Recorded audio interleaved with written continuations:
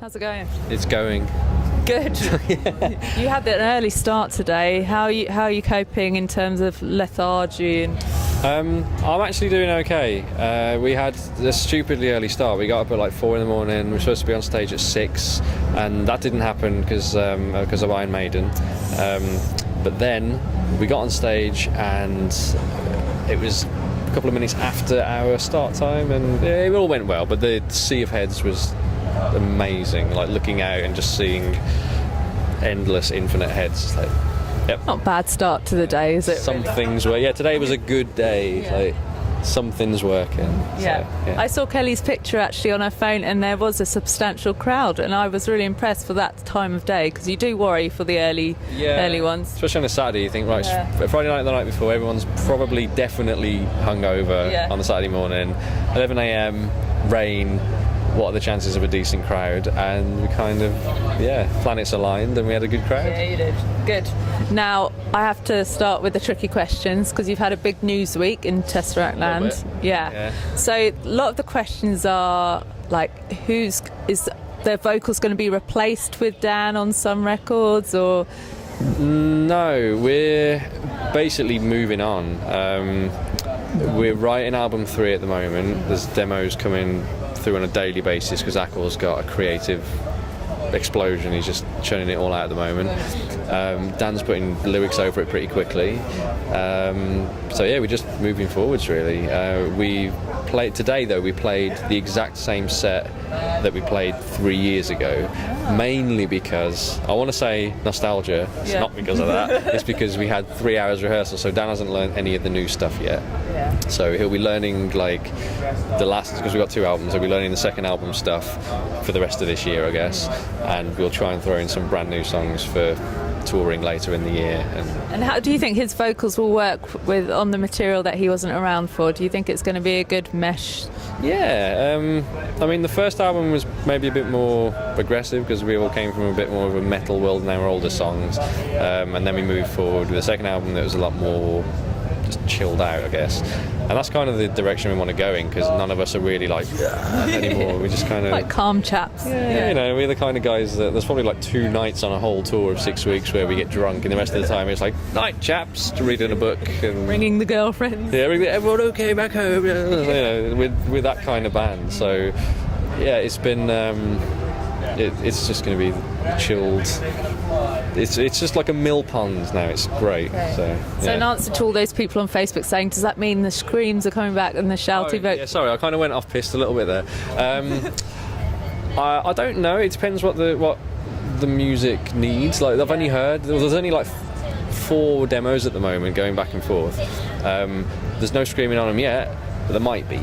So watch this space. Watch this space. And now some people are wondering what's going to happen to Ash. What's he going on to do as well? Ash, he's got another band called Voices of the Fuselage, and he had that while he was in Tesseract, but obviously we took all of his time, so he can now go back and focus on that. And I mean, he'll be able to use what he's done with us as like, he can use that to his advantage and forward his career. Like it's not a bad thing to have done, I guess, and we've sort of helped to show him the world a bit. And not saying he wouldn't have done that anyway, but you know, it's just had a decent time. Yeah, he's had a good couple of years, and it just wasn't working out. Like that's as simple as it is. It just wasn't working out. Better to nip it in the bud than let it drag on for longer than it should. I mean, and it's been. I know everyone wants to hear that there's fireworks and an OK magazine kind of story, but we just literally there wasn't. We just kind of. We thought it might have all exploded a little bit on the internet, and it hasn't. That was our main worry. We thought Ash was going to be like massively heartbroken, and he wasn't really. He just kind of thought, well, okay, like yeah, I know it's not really working out. That's cool, And there was no horrible death or anything. It was kind of on the same page. That's kind of nice. That's like what you want to happen, whereas in your head all these other things are happening and they're not really happening. It was just nice for it to just be a nice split, and I'm really sorry there's no drama. Bugger. Sorry. And now Dan with Sky Harbour, because a lot of Sky Harbour fans were going, what does that mean for us? Same with him. I mean, he can continue with Sky Harbour as well. Like the thing is, we know what we're doing months in advance because we have to, because we all have lives. So if we're touring, we'll know. I mean, 6 to 8 months in advance is quite normal. So Dan can still do that with Sky Harbour. You know, they're not at the same, or quite at the same level career-wise. So they've got. We can fit a lot around our schedule and their schedule. You know, we know what we're going to do. They know what they're going to do, and we can make it work. Okay, in terms of the next 2 years, what are your goals for Tesseract? Do you have like checkpoints that you need to tick off or you want to tick off? I'd love to go back to Australia again, because that's just amazing. Like, we played Soundwave, and it's the only time ever that a tour has been how everyone else thinks touring is. So you go out on tour and everyone thinks, oh, it's partying and beaches and meeting bands and meeting idols, and it's never that. Other than Soundwave Festival, that's the only time it's ever been that. So I'd love to go back and do that, or just tour Australia, because it's an amazing place. I want to go to Japan, because I've never been there with Tesseract or at all, so I'd love to go there. Let me think, what else? Just more good shows. Like, we've been kind of blessed on the last few runs. We've been out touring since like September until April pretty much. Done a load of headline runs, and it's been pretty amazing. Like, the crowd response has been good, so if that can continue to do that, just keep the momentum up. Yeah, let's keep the momentum up, put out a good album or 2 or 3, I don't know. Bit ambitious. The fans will be like, wow, okay, whoa. Come on, where's the second one? Yeah, just keep doing it. Like, as long as it's fun, I'll keep doing it. That's basically, I just want to have fun with it, and that's what we're doing. Now, referring back to the tour lifestyle you were talking about, what's this I hear about pooing in bags? Pooing in bags is an essential part of touring life. So you're on a bus or a van or a car if you're really unlucky, and actually no, a car wouldn't have a ported loo. You can't do it on one of them. So you get these little travel loo things, and you can wee in them, you can brush your teeth in there, spit it into the toilet and all of that. You can't do a poo. So when you're overnighting from somewhere in America to somewhere else in America that's like 20 hours away or something, you have to drive overnight, and you don't stop for anything other than fuel, and sometimes you need a poo. So what you do is you get to Walmart, where you get your food and stuff, and you save the plastic bags, and there's a very, very specific technique, because it can go horrendously wrong. I want to know the technique. I might need to use it one day, who knows? It's horrible. So you get 2 bags, because one bag is it might rip. It's risky, isn't it? A little bit risky. Some people like risk. Those little plastic bags, they sometimes have air holes for like kids, so you need to make sure those aren't aligned, and you have to tuck everything in and pull the handles up and put the bag inside a loo, inside the loo, right, and then do your poo, and then everything goes back in the bag. You tie it up and you throw it away. Where do you throw it away? In a bin. In a normal bin? Normal bin. So if someone's rooting through a bin, they might find your poo. If an unfortunate person without a home is rooting through a bin for some sandwich scraps, they might find a nasty little treat. And the thing is, with the tour diet, I can't imagine they're that nice, are they? Especially in the States, because it's mostly meat. It's grease and fat in there. Grease and extra cheese and 3 kinds of extra gravy and cheese. Like, they just don't know food. So yeah, a bit iffy. Iffy, that. I'm going to be staying away from bins from now on. Especially in America. Yeah. Nice. Good. And also I want to talk about dogs on tour. How close are you to securing a tour dog? Pretty close. Not at all close, actually. I wish I was close. We've potentially got a tour baby, because Dan's got a little baby, and it's really, really cute. But that's not a dog, is it? I'm glad that you specified that they're not the same. No, they're not the same. Me and Maz, who's our tour manager, both really want a tour dog. Yeah. And I mean, I don't know. It's not a thing you can really do. Do people have tour dogs? If you had a dog, you could take it on tour, maybe. If you were just like in the UK.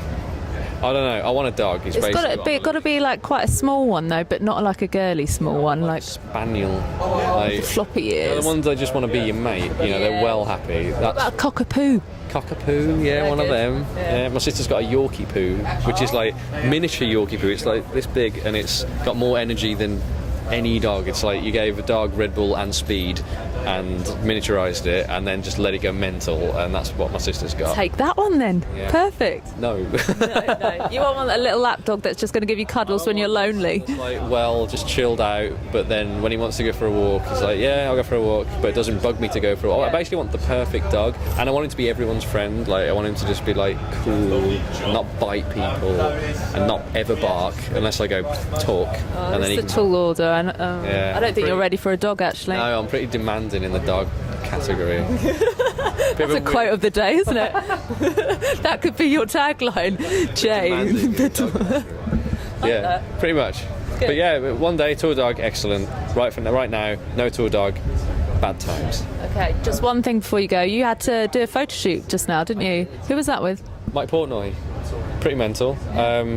Yeah, I got asked to do a masterclass interview with Mr. Mike Portnoy, which was Feel nervous. a little bit because I haven't done anything like that before, and I had to prepare the questions, and I've never interviewed anyone before, so it was kind of like, okay, interview this massive famous drummer, go.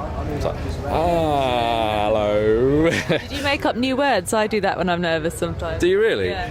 No, I didn't make up new words. I hammed up a little bit because I just didn't know how to approach it at all. At the start, I'm like, but I stumbled through it and it was fine. It just became a conversation, which was kind of nice. So that's where we wanted it to get to. And then he killed me you'll see it in Metal Hammer. He kills me, which is not nice in the photos. Okay. No, he didn't literally kill me. I was going to say, you're right here. Is this a ghost? Yeah, this is recorded before the interview, and this is an illusion. No, it was just amazing. It was a great guy to meet, and it was just one of those, again, surreal moments of being a musician. You get to do and meet people that are just like, oh my god.